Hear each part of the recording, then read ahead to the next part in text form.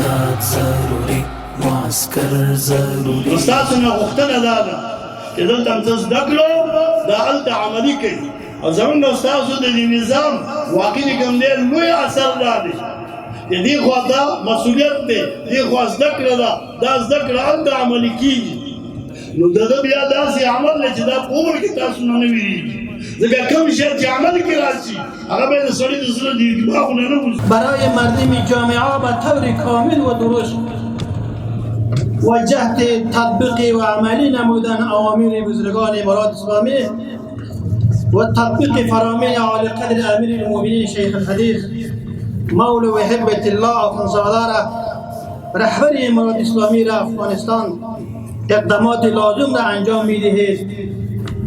منصوبین امارات اسلامی افغانستان اول به خدا دویم شما امیدوار است. والله العظیم اگر ما و شما در مقابل این نظام یک ذره هم خطایی قصدی را بکنیم بروز قیامت مثل که امروز ایستاد هستیم ما و شما جوابگوی پروردگار عالم می باشیم.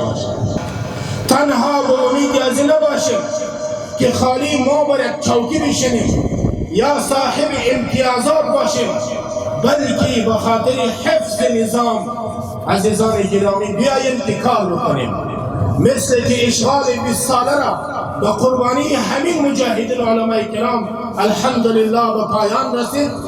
حفظ نظام از قربانی کردن بهتر کار است.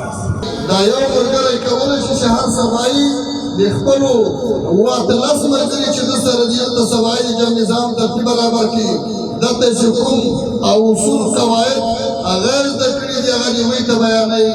نو له یوې خوا نه به د ده د خپل کوم تعلیم چې کړی ده هغه به هم نور هم ورته پیاوړی شي او نور ملګري به ترې هم مستفید شي.